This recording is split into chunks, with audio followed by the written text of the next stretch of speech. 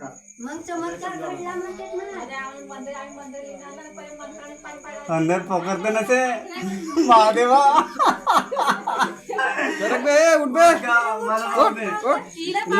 आपल्या बाबाले मी माझा पहिले नमस्कार करायचा म्हणते.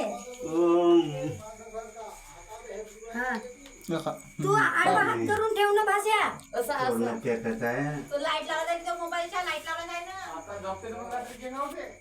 तू का नाही चम्मच त्याची पाणी काढायला ठेव ना का तो. नाही चम्मच भर घे आणि आडवा हात करून ठेव आणि बरोबर तोंडाले लाव. तोंडाले खाली मान कर.